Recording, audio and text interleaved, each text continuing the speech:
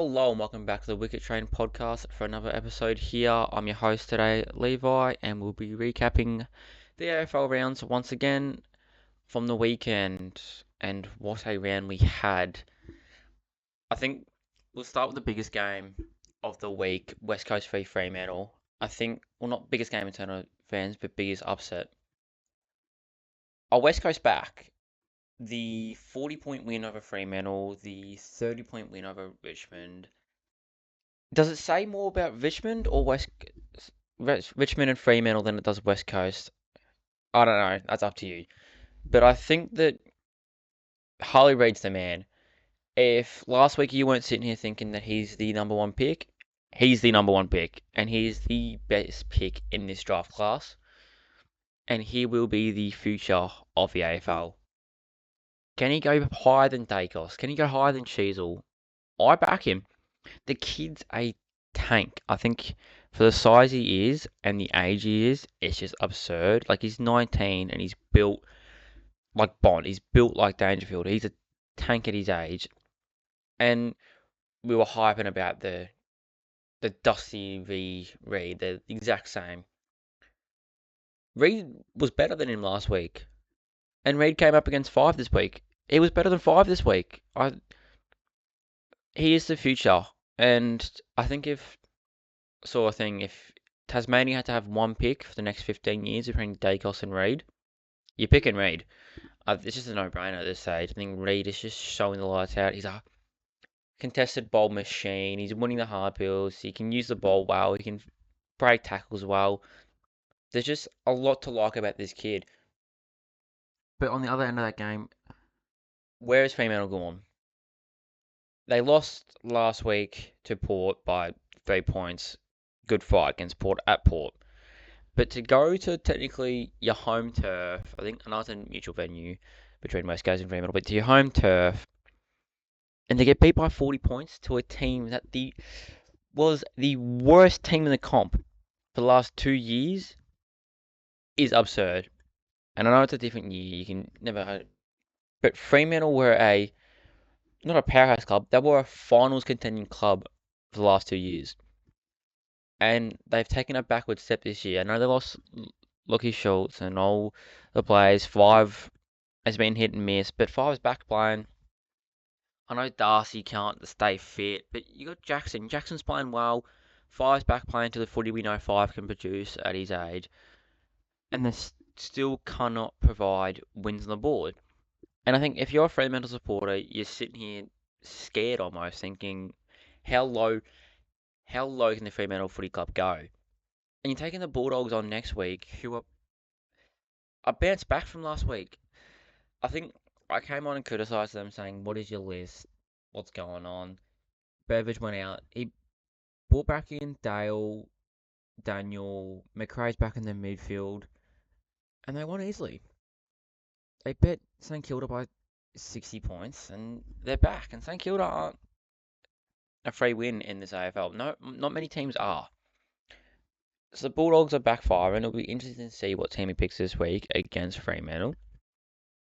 But I think it's not a great run for the Fremantle Footy Club. I think they're in danger at the moment. Justin Longmuir's got no clue what's going on. Came in the news on the weekend. We got smoked as the headline. It was smashed up in the bowl by a team that just hasn't played good footy for the last 3 years. Like, it's just crazy to think about. And I think you got to give credit to Adam Simpson here. He was on the burner of would he retire? Would he leave West Coast after the 2 years he's had? And now he's come out and produced these two good results. It's showing to the club if you can stick behind the right people and then you just build. And I think the AFL is getting towards that. You got to think Clarkson in 2013, 14, 15, where he took Hawthorn from nothing to the Three Flags. But with Clarkson and with sticking to the right people comes North Melbourne's issues. And North Melbourne are now the only team that is winless in the comp after going down to Hawthorn on the weekend by almost 40 points. And they do not look like winning a game. They're getting smashed around the bowl. Luke Davies-Uniacke isn't finding enough of it. Sheasel's not playing the greatest role off half back. they're looking to bring him to the midfield this week. And there's just no stars in that team. I think you're looking at it and there's not a whole lot going around. And if Luke Davies Jr. can't find it, who's the next bloke to find it? Sheasel's 20. He's not going to win you a flag. Simpkins playing all right, but he's not playing the greatest footy for them. And I think looking at this list right now, like you brought in Zach Fisher, he's doing okay. He's not doing to his best. Zane Dursman's looking good. I think that's the only positive at the moment from the standpoint of a North supporter. I think Zane Dursman was a great pickup over the off-season, but there's not much outside of that. I think there's hard. Charlie Lazaro's in and out of the team. You drop in Greenwood. Wardlaw got managed, which is weird. I think there's not a lot, and Clarkson each week's trying to find answers from this squad of who's going to step up and play well, and no one's doing it. Apart from Sheasel. Like, Sheasel's the saviour of this team, but he's 20. Luke Davies Jr. actually be taking it. Simpkins should be taking that up. But when they have slow weeks, that it's all on them. They can't produce good footy outside of those big three. And I think that's the problem. There's no depth. I'm looking at Sydney's list. You got Papley, you got Taylor Adams, Chad Warner, Goulden, Jake Lloyd, like Heaney, Grundy. Like, there's depth there. And I know they are rebuilding, and it's hard to pin them out here. But how long are they going to rebuild for?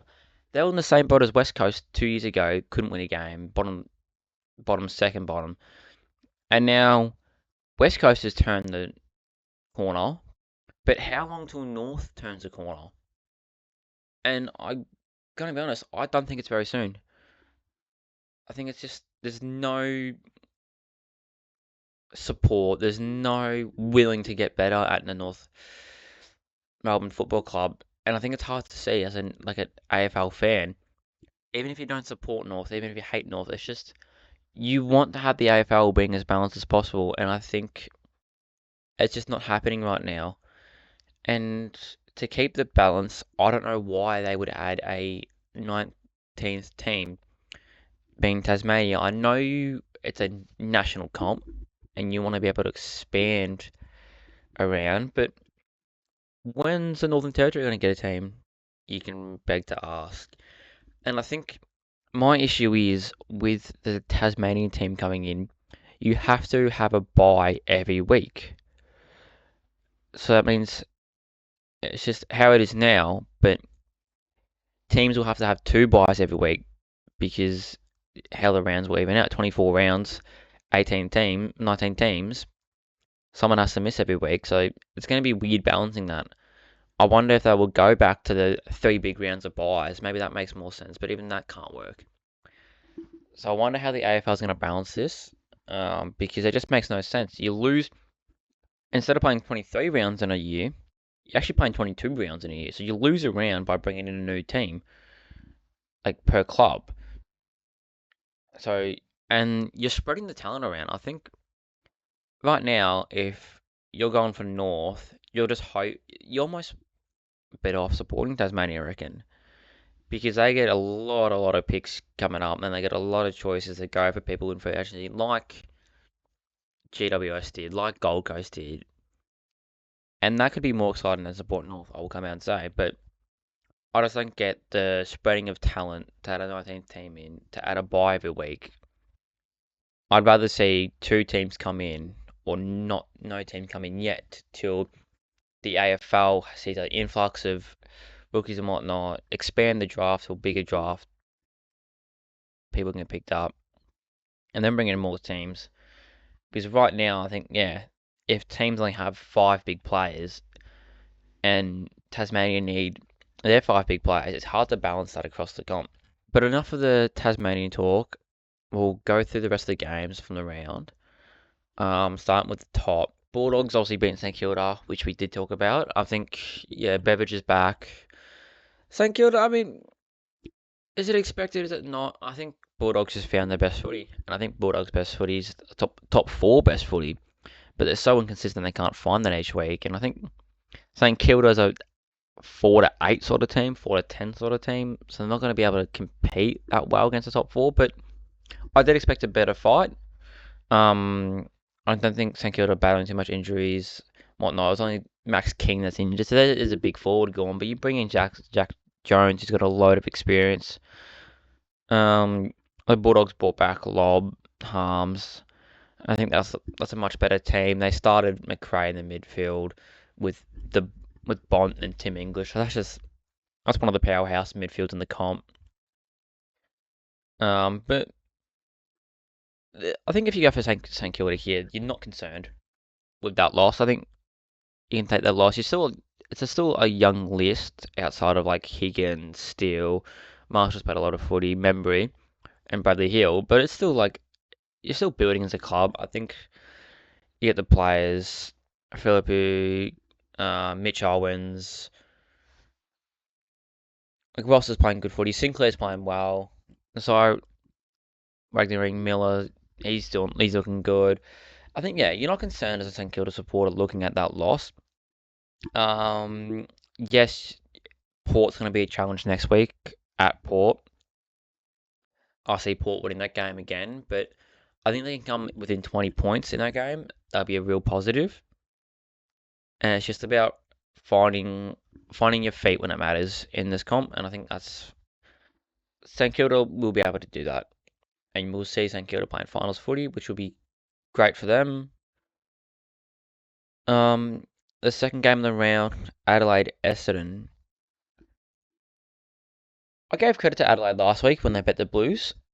And it looks like they're going to go back to back again and beat Essendon. Obviously, Essendon did kick 10-18, so bad kicking's bad footy. But I reckon the Essendon edge is there. You are missing Peter Wright, another big forward, and Will Setterfield, who was a star last year for him.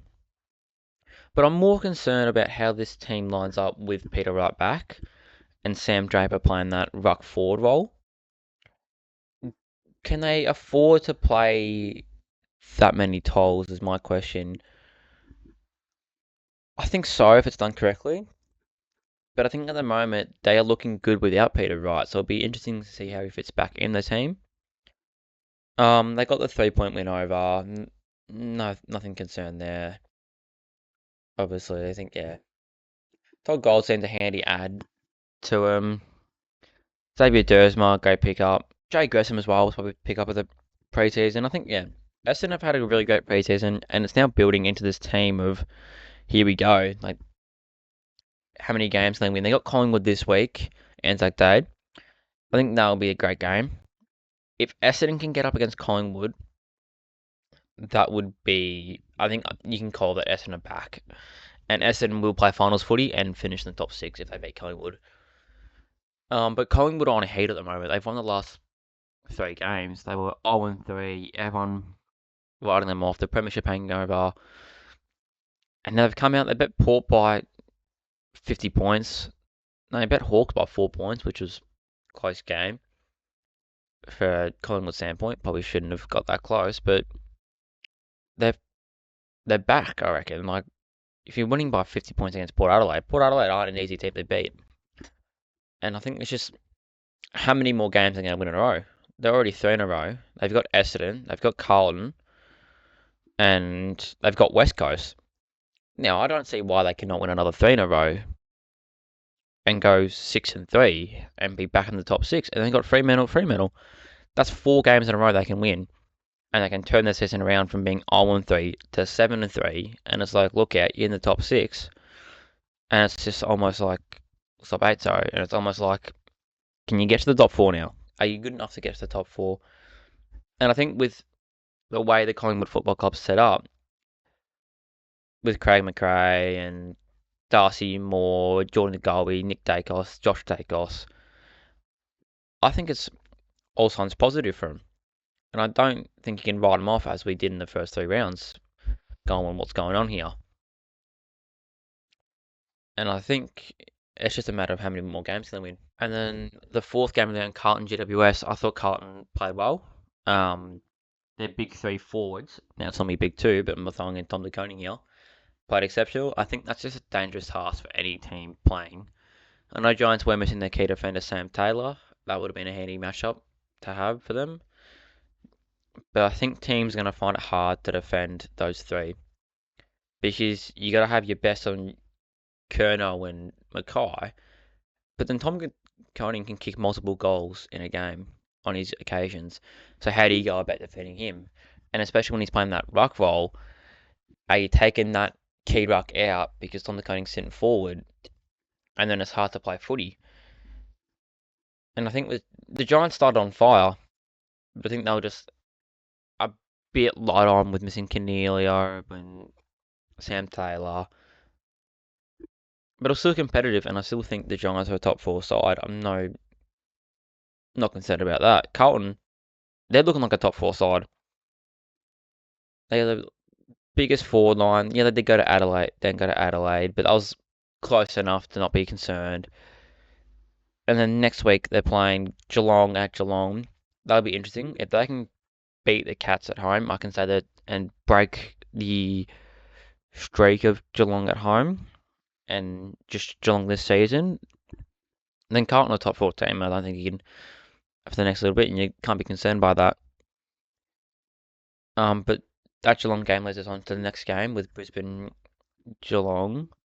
I didn't watch much of this, but looking at it here, Brisbane King 4-13, Geelong 9-9.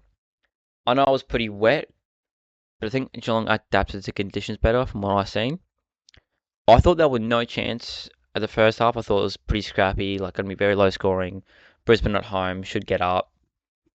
But Geelong adapted to the wet with a footy better, and that just shows that they're going for another flag. Brendan Parfitt's playing his best footy. Tanner Brunn's found his feet in this Geelong midfield, and he's just bouncing back off last year. Patrick Dangerfield came back, Hawkins came back. I think it's a good list. It's a good list, and I think if you had to play him at the moment, you'd be concerned. There's nothing stopping him at this moment. Jez Cameron will kick multiple goals, multiple occasions. Tom Hawkins the same. Brad Close, once he starts getting going, we haven't seen much of Stengel this year, and Stengel shot the lights out in that premiership year. So I think once like the Smalls start finding their feet, and the Tolls keep their form, I think that can rival Carlton to being one of the best forward lines in the comp. And then I think that's just defender's nightmare. How do you match up against that? How do you take out Jez Cameron and Tom Hawkins, but Brad Close kicks through, Stengel kicks through. What do you do about that? And I think Chris Scott's done well here with balancing the team between youngs and the veterans, with obviously Jai Clark, who played the sub last week, but brought back in Toby Conway. He's looking like a good ruck. He looks developed already, and he's already playing like 3 games this year. But he looks like he can take the next step to going fast. Sam De Koning's fully developed now. It's now just about how much footy he can play and how far he can go. Oliver Dempsey's looking like a star at the moment. It's going to be hard to get him out of that team. He looks like he's just found his feet with this Geelong forward line. We haven't seen much of Henry either. But I think the way the Geelong midfield went against the Lions midfield was good. I think when you line up against Dunkley and Neal, you're thinking to yourself it's going to be a rough day, but the way they handled themselves and stayed composure, didn't crumble to the pressure, was good to watch. And it just really shows that Geelong here are for the Final Four. And we've covered the other two. We'll just finish off quickly with Sydney and Gold Coast. No surprise there. I think if you tip Gold Coast, you're crazy. Sydney against Gold Coast. Now, Gold Coast will do alright this year, I reckon. They'll finish top 15, maybe around 12th position. But I think Sydney, when they play their best footy with this list, will be too strong as well. Well, not too strong as in top 4, but they'll be top 8 team, and they'll put bottom 8 teams away as most top 8 teams would. I think it's good. Brodie Grundy found his feet again after I was a bit concerned about his role at Melbourne. I think he's bounced back here. Taylor Adams looked good on return. Gold Coast don't have that bad a list. They are playing a lot of rookies, which we love to see. Tuke Mill hasn't done that much this year either. I think he's been battling injuries. So it's hard to get him in. Jared Witts is their main man at the moment. Thomas Berry's finding his feet after coming across. Matt Rowell's still playing Matt Rowell sort of footy, and it's just not bad. I'd love to see how far Jed Walter can go, being the academy player. And it's just it's positive signs from Gold Coast Footy Club. I'm not concerned by them. They are rebuilding. They are rebuilding better than what North and Hawthorn and West Coast are doing. And they haven't been in the AFL long, which is good to see. I think Hardwick's really taken over this team, and it's just he's taken over this team to a new level, which Clarkson hasn't at North. I know it's a bit different. North were much lower, but Hardwick seems like he's enjoying himself a lot more, and players are enjoying playing under Hardwick, which is just good for the AFL. But that concludes my recap of the rounds. I'll give you my few tips for next week's games. Melbourne will beat Richmond. Collingwood will beat Essendon. The Giants will beat Brisbane at Giants, I reckon. Port will beat St Kilda. Adelaide should get over North pretty easily. I reckon Geelong at home should beat Carlton. Just too strong at home. Bulldogs will beat Fremantle at Fremantle. Gold Coast v West Coast could be a close one. I think it could go either way. But being at the People's First Stadium, I will go with Gold Coast. And Hawthorn v Sydney in the MCG. Yeah, Hawks are playing well, but I'm just going to have to go Sydney. I think it's a no-brainer there. So if you want to follow my tips, I'll give a recap on if I go well or not. Probably not, because I can't tip. And I can't do my fantasy team. No comment about that. But no, thank you for joining me today on this recap of the rounds. If you enjoyed it, let us know through our socials. Just like, follow. We are now on Apple Podcasts as well. If you want to follow the Apple Podcast, Spotify, YouTube, so you can listen to this podcast. But nevertheless, I hope you enjoy your week and hope you go well with this round of footy.